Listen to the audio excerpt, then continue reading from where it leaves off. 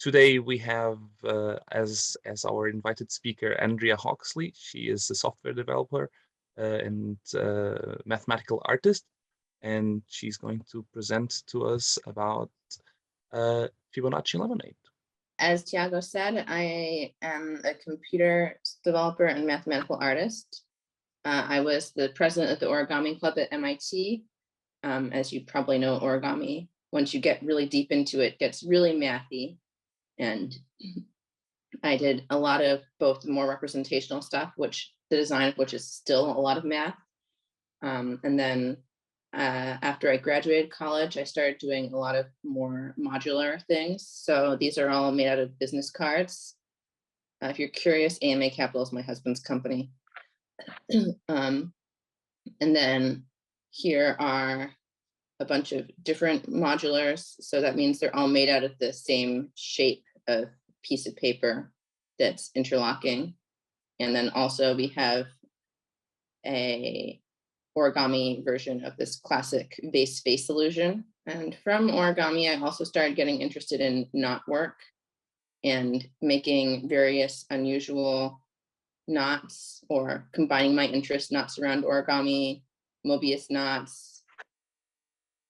And then from knots, the obvious next strategy is to start tying lots of things together. So here I've gone and made structures out of many, many connected hair ties. So the one on the left is a 120 cell, which is like kind of like the four-dimensional version of a dodecahedron. And there's a Sierpinski tetrahedron and an assortment of things. And the 120 cell, those of you who are here early, which was actually on time, probably saw briefly the video of what these are like, because just looking at a picture of it, you don't get the really how fun it, like, interactive it is. It just looks like any other picture of a boing.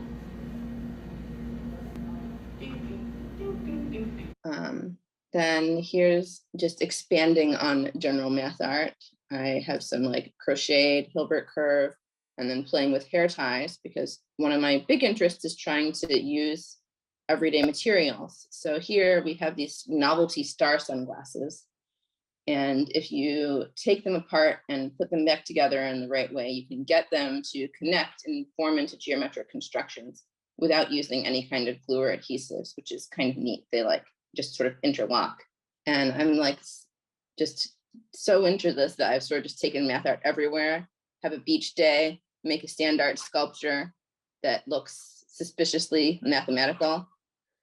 I'm also, as I know, a software developer. For a while, I was working with a group called LVR, which was me and my Fleur Weihart, and a couple other people who went in and out of the group making things. And this is one of our projects, which was joint with Henry Sagerman and Mark ten Bosch, called Hypernom, where you are in VR eating the cells of a four-dimensional object. The one that you can see in the top left would be a 120 cell, and the bottom right would be a 600 cell.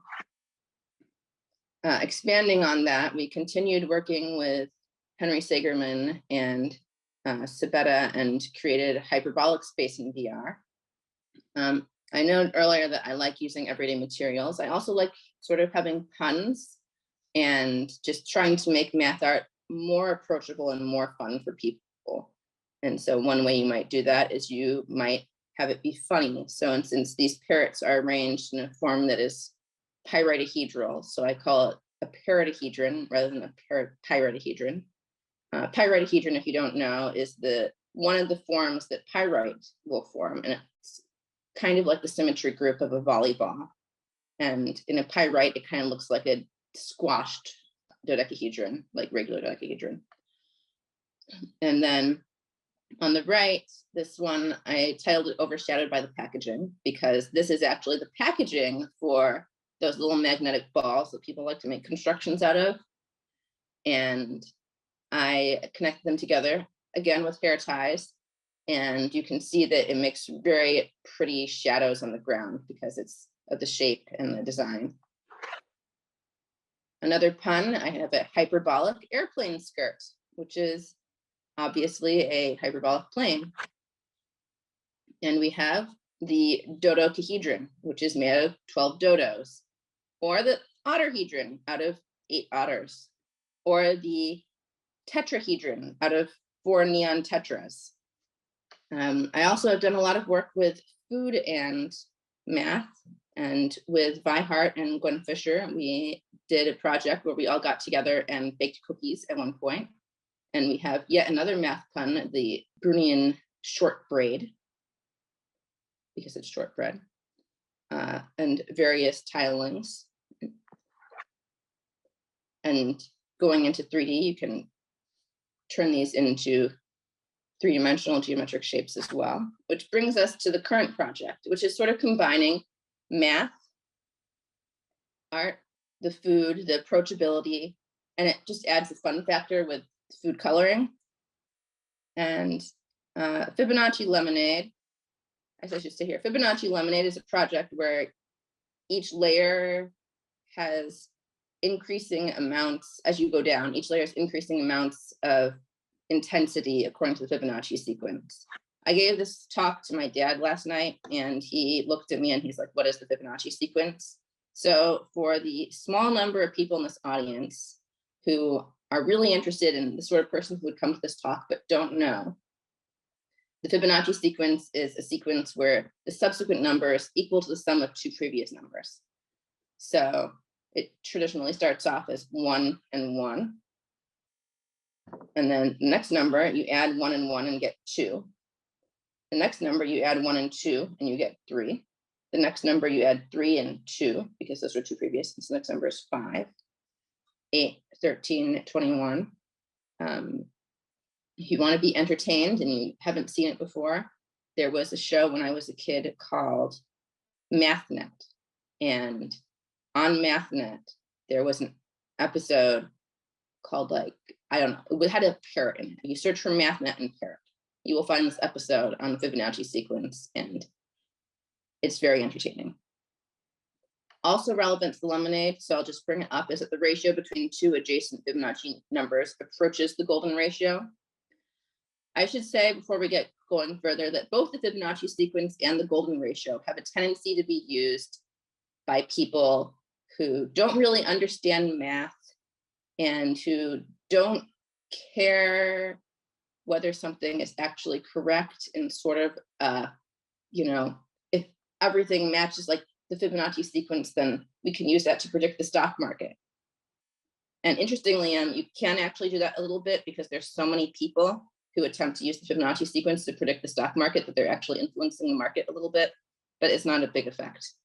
Or that you can see the golden ratio and all these things. I think you can see them in a lot of things, but not as many as people try to make it out to be. But going on to lemonade, this is what we're going to do. We are going to try and make this lemonade with 5 layers, going up to 5 teaspoons of lemon juice and 8 teaspoons of simple syrup per cup. I used to start this with the one sequence being 0 and teaspoons of lemon juice and 1 teaspoon of simple syrup, but I've decided that if you don't have lemon juice, it's just not lemonade, so there's no point in making that layer. And you'll see that on the left, as you go up the lemon juice column, you have 1, 1, 2, 3, 5. So we're going to start the Fibonacci sequence at the first one. On the right, when we do simple syrup, we're going to have 1, 2, 3, 5, 8. So we're going to start at the second one, and not make the original layer that had 0 teaspoons of lemon juice and 1 teaspoon of simple syrup. And as a result of this, the ratio between the lemon juice and the simple syrup is going to be approximating the golden ratio. And I had people ask me, does it taste better if you get as close to the golden ratio as possible? And the answer is, this is a nonsense question, because, like, what if I had made my simple syrup twice as intense? Then it would taste completely different, but when we approach the golden ratio. So I'm going to end this presentation now, and we're actually going to try and make lemonade. To start off, there are actually two things that I'm going to have to start doing because I saved doing any of this project for this talk. Yeah, the food coloring is optional. So the impetus between Fibonacci Lemonade was that Henry Sagerman had a thought experiment, and it was, we showed some math art food before, and it was cookies, and it looked really cool, but they don't necessarily taste like math. The math is not something that you taste, even though when we think about food, the visual experience isn't the first thing that you think of, right? It's always the taste. So Henry was said, you know, why doesn't anyone make a math art like a food that is, the math is the part that you taste, not the part that you see. Like all this math art food is visual. People make cookies, people make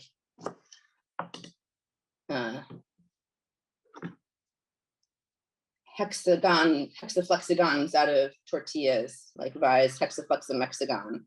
People, you know, arrange triangular things into Sierpinski triangles, but you don't see much of people doing something where you actually taste the math. And so he poses a question like, what kind of math art would you taste the math? Now, incidentally, we had recently purchased a house, and the previous owners of the house, we live in California, where it's quite easy to grow fruit trees. And so they had thoughtfully planted a lemon tree. And as you might know, lemon trees produce a lot of lemons, more than any one family could possibly eat, which is why a little bit further on from the lemon tree, we have a second lemon tree. And a little bit further on from that, we have a lime tree. And I was out in my yard and contemplating the new yard, contemplating that I had just an incredible surplus of lemons. And I realized that when life gives you what seems to be an exponentially increasing amount of lemons, that you had better go and make some Fibonacci lemonade. And Fibonacci lemonade is, to my knowledge, still somewhat unique in being one of the few examples of math art food where it is basically entirely the taste of the food that is where you get the math from, and that visually a rainbow, and really you don't even need food coloring, is not mathematical at all. So I'm going to make simple syrup now, and I'm going to be making a 1/2 cup of water to a 1/2 cup of sugar, and this is what we call a 1-to-1 simple syrup, because I'm going to be adding the same amount of water as sugar. I like this ratio because you don't usually have to cook it to get it to dissolve. You can generally get a 1-to-1 simple syrup to dissolve just by stirring it a lot. And one thing that you'll know is we call it a 1-to-1 simple syrup because I put in a 1/2 cup of sugar and a 1/2 cup of water. But let's see if I can get it. Even before I start stirring it, you can see that it is less than a cup because the water is going to fill in those gaps in the sugar. And as the sugar dissolves, it will actually become an even smaller amount. And this is one of the reasons why I like to use the simple syrup rather than just adding sugar, is that I don't have to worry that some of the sugar has not fully dissolved and that my volume is off. Not that I'm necessarily the most precise person at measuring to begin with. The interesting thing about Fibonacci lemonade is that I kind of build it as a math thing and also a little bit as a food thing. but it is very much also a chemistry thing, which I guess most cooking is a chemistry thing, because you're dealing with things like dissolving sugar in water and layering things at different density. And a lot of the project is really about trying to make those things work. So I'm going to pour this mostly dissolved simple syrup into another container to dissolve the last little bit of the way, and also so that we can continue making lemonade. Because this is my only container that still has markings on it. This measuring cup has forgotten to have markings, which makes it really hard to use. Now, when we make this, this is a problem that for some reason a lot of people make, and it's not just, you want to measure a teaspoon of lemon juice, and this is going to be kind of bland at first, and a teaspoon of simple syrup, and then you want to top up your cup with water until you hit the 1 cup mark. A lot of people do this and they just measure a cup of water, add the lemon juice, however many teaspoons, they'll add the sugar, however many teaspoons, then they'll add the water, and you end up with more than a cup. You end up with more than a cup, which means that you don't have 1 part per cup. You have 1 part per slightly more than a cup, and it's not the same thing. And this becomes more and more noticeable as you get further on in the sequence. So if I added 1 part per cup here, but if I was at the point where I was adding, say, 5 teaspoons of lemon juice and 8 teaspoons of simple syrup, and adding like a substantial fraction of a cup, and then I add a cup of water, or even suppose you get to the point where you want to add 21 teaspoons of lemon juice and 34 teaspoons of sugar. And what you should do is realize that you can't. You actually can't, because you have passed 100% of your ingredients, because the measuring things we're using, and they make no sense, but they're like this. There are 3 teaspoons in a tablespoon and 16 tablespoons in a cup, which means that you can have at most 48 teaspoons per cup. And once you have more than that, you have exceeded a cup. You're over 100%. It doesn't make any sense. Don't do it. Also, it would probably taste terrible if you only had that. Now, technically speaking, there's a way, because a bunch of the lemon juice and simple syrup is water, you could evaporate or boil down some of the water until you got to a cup and make a few more layers, but I'm kind of terrified about how intense that would be. I'm going to go ahead and add some food coloring. The food coloring is 100% optional from the mathematical standpoint, and we are only adding it so that we can see the layers visually, which I think you all on Zoom will appreciate. And it makes it easier to remember which layer to put in which order as well, if you use like a rainbow sequence. Of course, today I seem to have these colors of cups. So we're on to 2 teaspoons of sugar. Simple syrup is nice to dissolve now. 1 teaspoon of lemon juice. There's actually a road, I think, in SoCal where they made a similar error to just adding a cup of water rather than adding 2 a cup when they were attempting to design a musical road that plays William Tell, and it does not play William Tell, because the length of the segments is too long.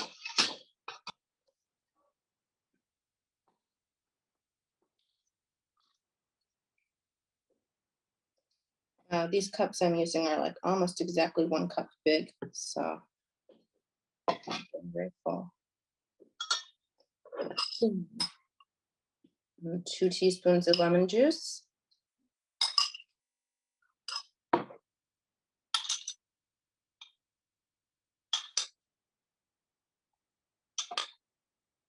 Three teaspoons of sugar. Apparently we're doing blue now.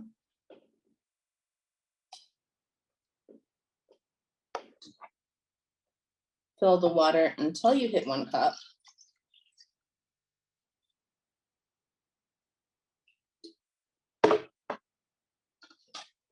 And stir to mix.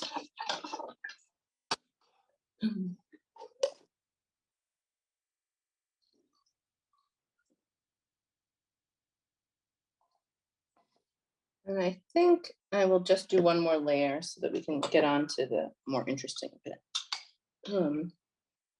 So it'd be 5 of these. 1, 2, 3, 4.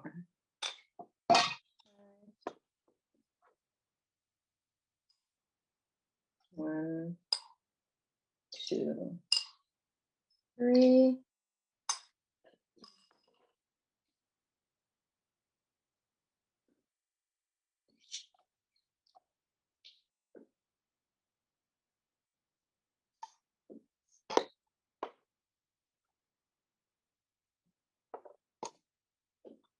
Maybe I should make this like a purple.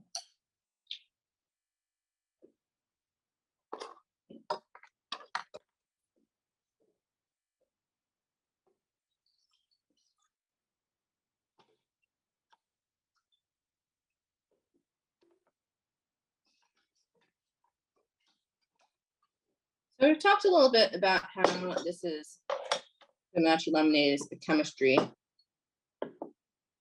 project and a food project and a math project. And it turns out it's one more thing.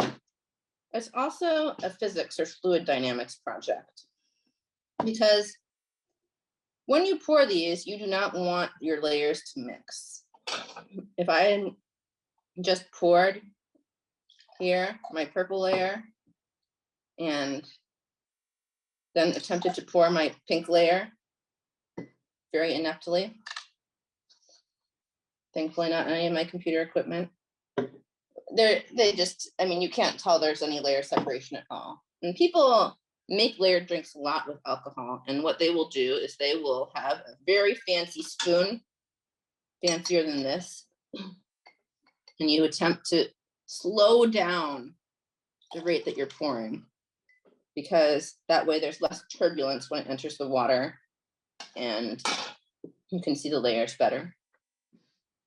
It's hard to do. You don't see alcoholic drinks that have a rainbow plethora of layers because it's hard to make that many layers.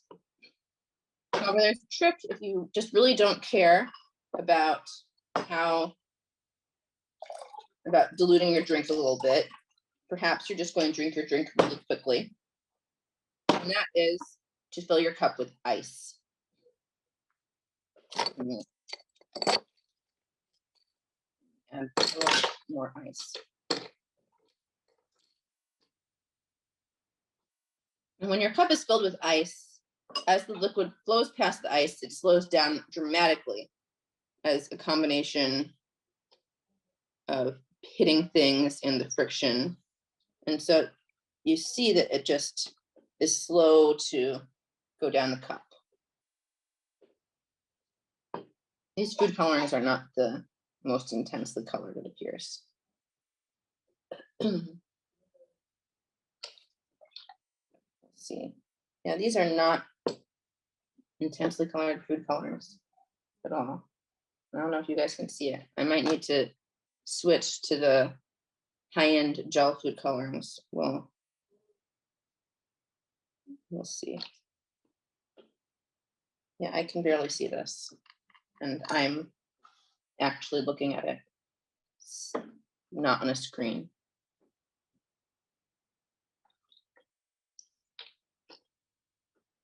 I mean, you can kind of see it. Add a little bit more ice and try again.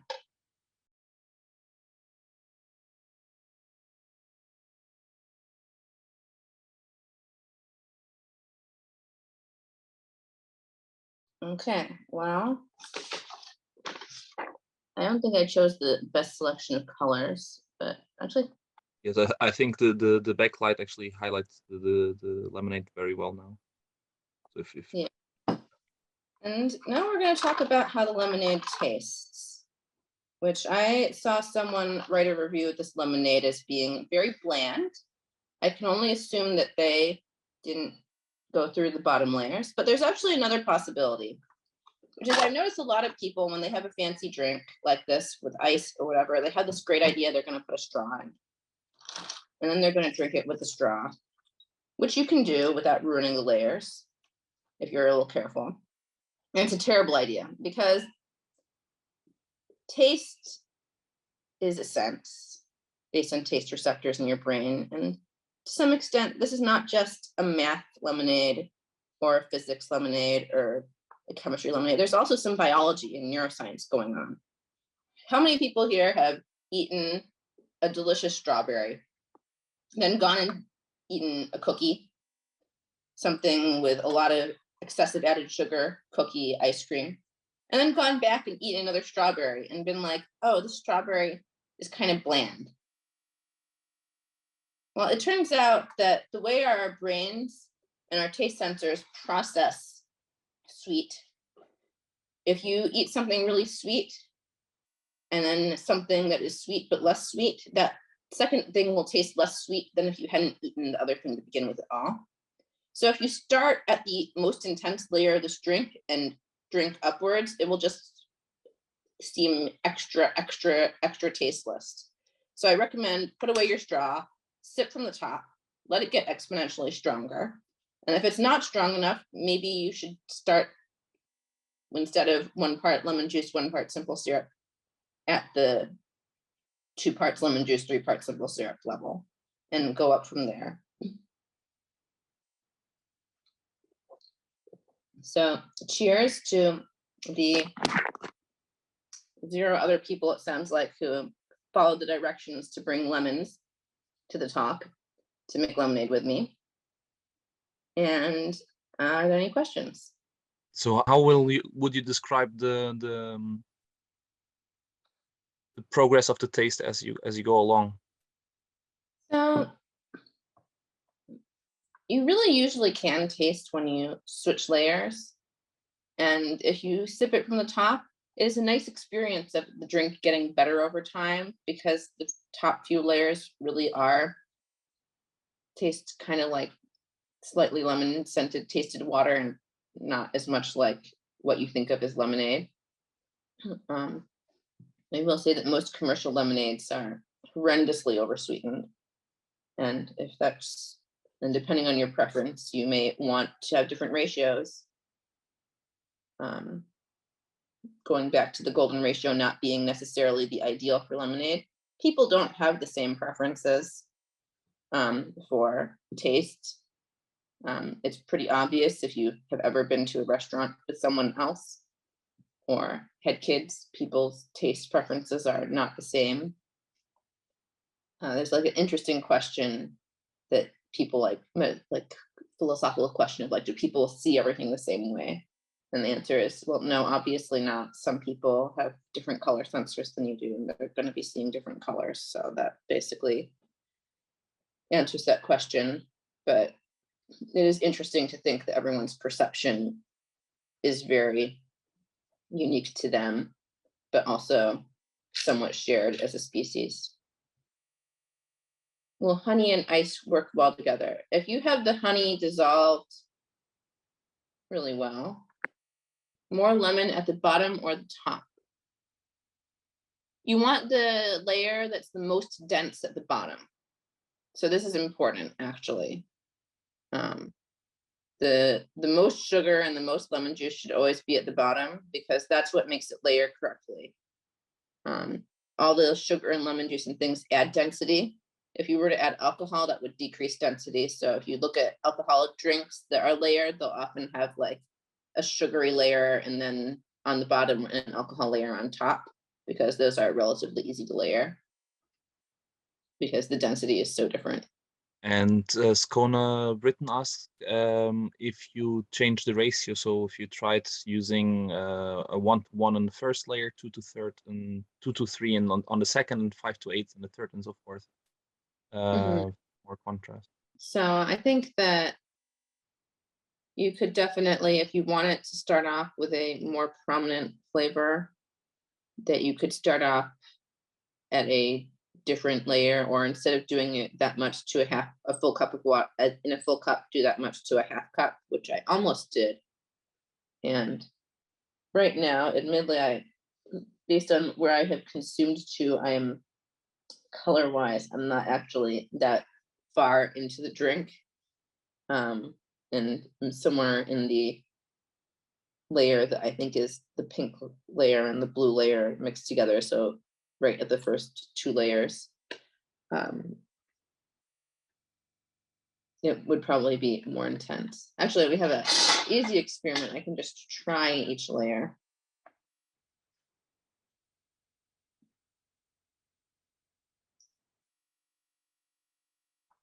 I'm just going to throw out that depending on your lemonade preference, that I realize that this is a lot less sweet than a lot of people drink, having recently been to an event where they serve lemonade, and you may want to use like a 2-to-1 simple syrup or something. I think there are no more questions. So we thank you very much again.